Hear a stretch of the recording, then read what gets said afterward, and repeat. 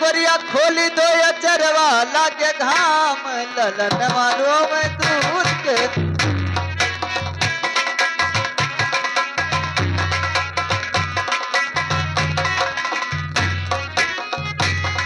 ललन मारो मैं दूध के बिना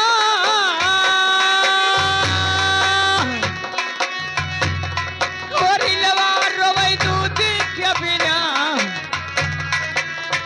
ये करिया खोली दे या चरवा लगे घाम ललन मारो वही दूध के बिना हे ललन मारो मैं दूध के बिना अरे ललन मारो मैं दूध के बिना हो गोरिया खोली दो या चरवा लागे घाम ललन मारो मैं दूध के बिना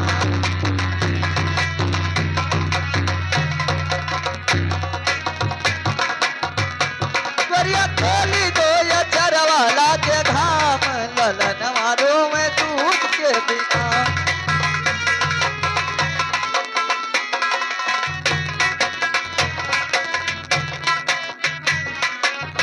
ये गोरिया खोली दो ये चरवाला के घाम ललन मारो वही दूध की बिना गोरिया खोली दिया ये चरवाला के घाम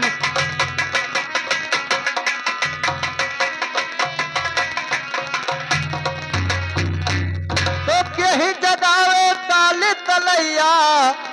अरे केही जगावे गाँव तो केही जगावे ताल तलैया अरे केही जगावे गाँव अरे केही जगावे पातर धनिया पातर धनिया पातर धनिया ये पातर धनिया अरे केही जगावे पातर धनिया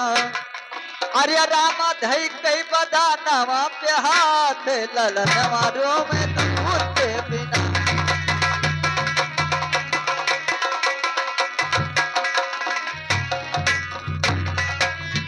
ये गोरिया खोली दो ये चरवाला के घाम ललन मारो वही दूध की बिना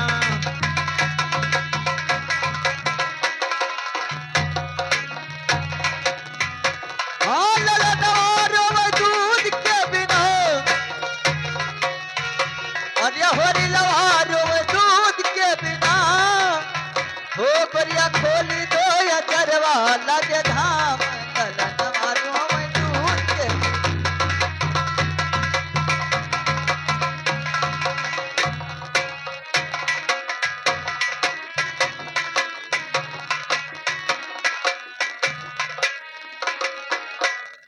तो गोरिया जगावे ताल तलैया अरे कुकुरी जगावे गाँव अरे गोरिया जगावे ताल तलैया अरे कुकुरी जगावे गाँव अरे छैला जगावे पातर धनिया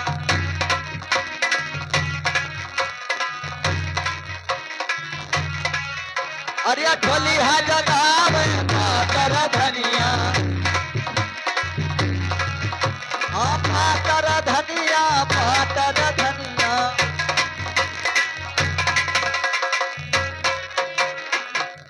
ये ढोलिया जगावे पातर धनिया अरे राम धई कई बदानवा के हाथ ललन मारो मैं दूध के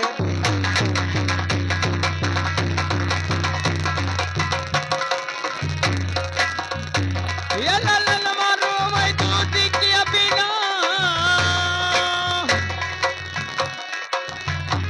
ये होरी लवारो मैं दूध की बिना ये गोरिया खोली दो ये चरवाला के घाम होरी लवारो मैं दूध के बिना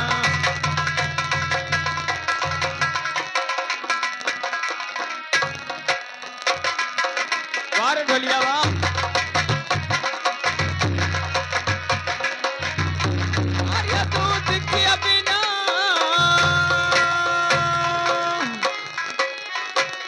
गोरिया दूध की बिना